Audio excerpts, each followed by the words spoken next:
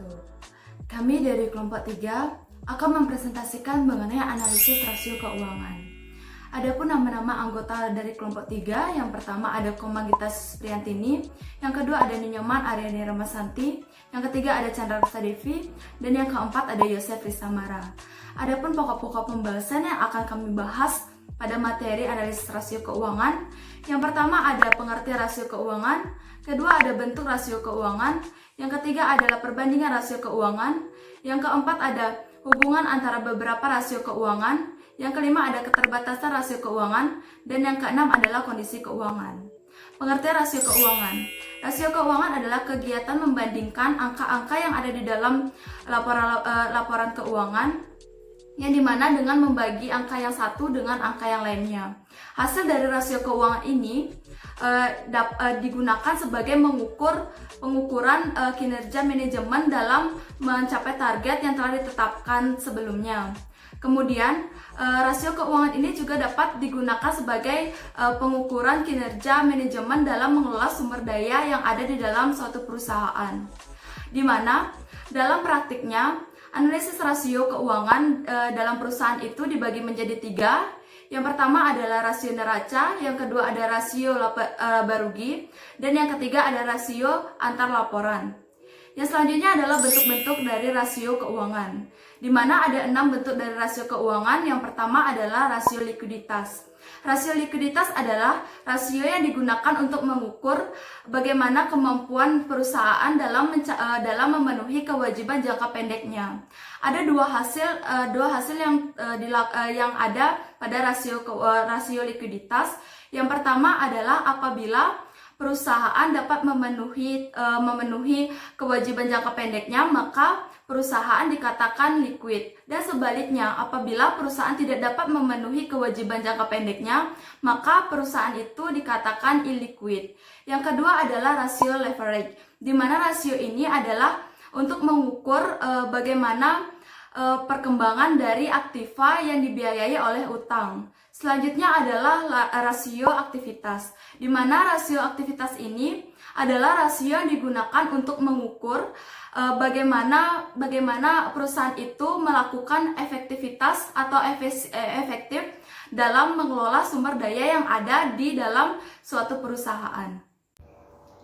Saya Yosef Risamara akan melanjutkan presentasi dari Chandra Krisna Devi, yaitu yang keempat adalah rasio profitabilitas. Rasio profitabilitas merupakan rasio untuk menilai kemampuan perusahaan dalam mencari keuntungan atau laba dalam suatu periode tertentu. Rasio ini juga memberikan ukuran tingkat efektivitas manajemen suatu perusahaan yang ditunjukkan dari laba yang dihasilkan dari penjualan atau dari pendapatan investasi. Selanjutnya yang kelima adalah rasio pertumbuhan. Rasio pertumbuhan merupakan rasio yang menggambarkan kemampuan perusahaan dalam mempertahankan posisi ekonominya di tengah pertumbuhan perekonomian dan sektor usahanya. Dan yang terakhir, yang keenam adalah rasio penilaian. Rasio penilaian yaitu rasio yang memberikan ukuran kemampuan manajemen menciptakan nilai pasar usahanya di atas biaya investasi, seperti rasio harga saham terhadap pendapatan dan rasio nilai pasar saham terhadap nilai buku. Selanjutnya adalah perbandingan rasio keuangan. Analisis laporan keuangan tidak akan berarti apabila tidak ada perbandingannya. Data perbandingan untuk rasio keuangan mutlak sehingga dapat dilakukan perhitungan terhadap rasio yang terpilih. Dengan adanya perbandingan, kita dapat melihat perbedaan angka-angka yang ditonjolkan apabila mengalami peningkatan atau penurunan periode sebelumnya. Adapun data perbandingan yang dibutuhkan dalam analisis ini adalah yang pertama angka-angka yang ada dalam tiap komponen laporan keuangan, misalnya total aktiva lancar dengan utang lancar. Yang kedua, angka-angka yang ada dalam tiap jenis laporan keuangan, misalnya total aktiva di neraca dengan penjualan di laporan laba rugi.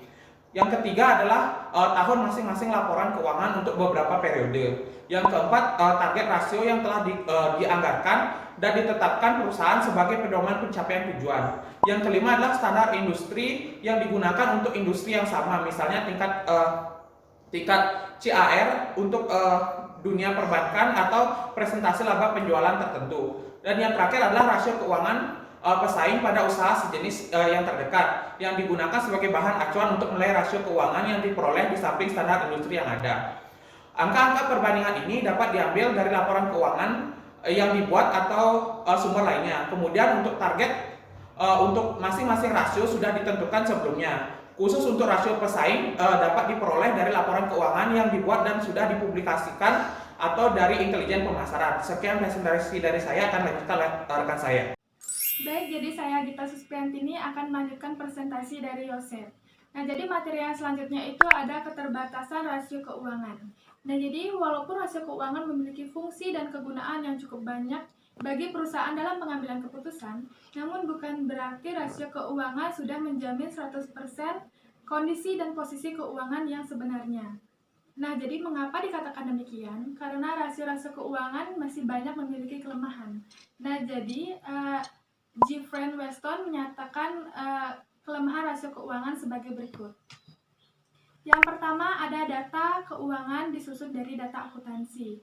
Lalu data tersebut ditafsirkan dengan berbagai macam cara.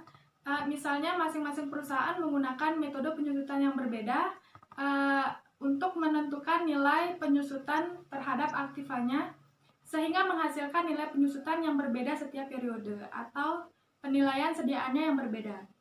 Lalu yang kedua ada prosedur pelaporannya yang berbeda. Jadi hal ini mengakibatkan laba naik turun tergantung dari prosedur pelaporan keuangan tersebut.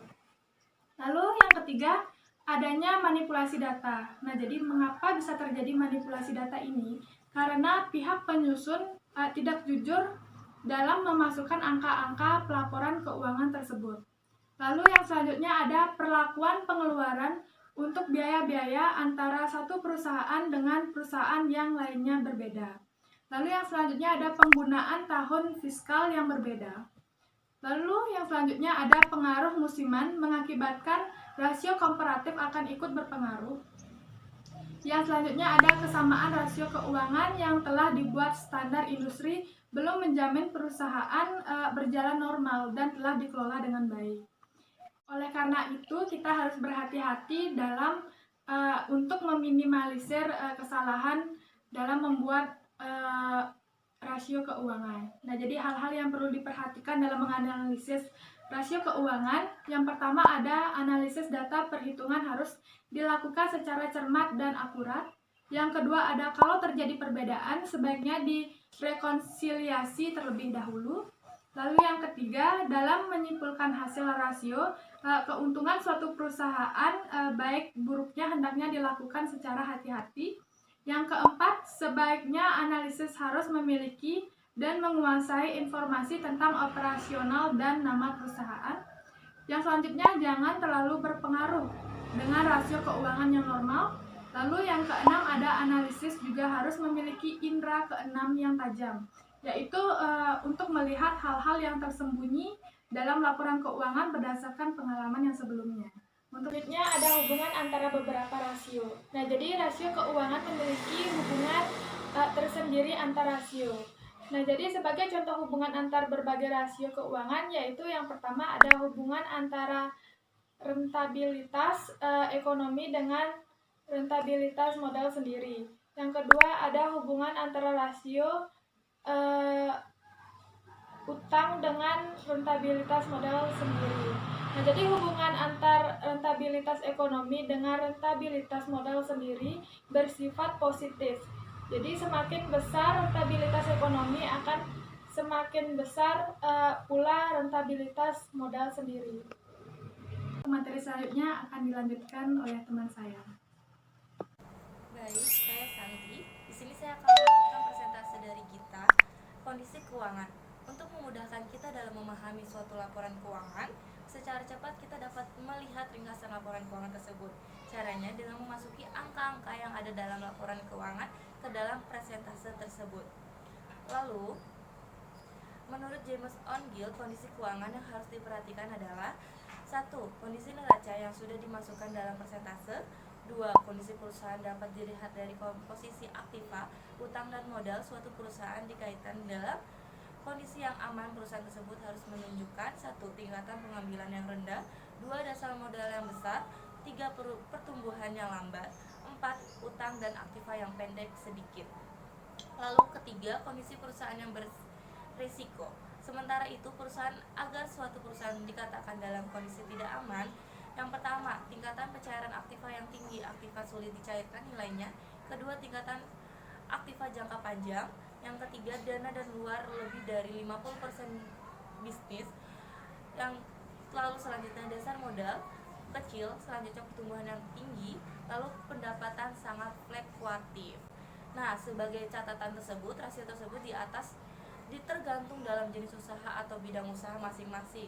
Hal ini disebabkan karena setiap jenis usaha, misalnya antara perusahaan jasa dan perusahaan non-jasa, biasanya dapat perbedaan dalam kondisi keuangan karena masing-masing perusahaan memiliki kreativitas tersendiri. Terima kasih.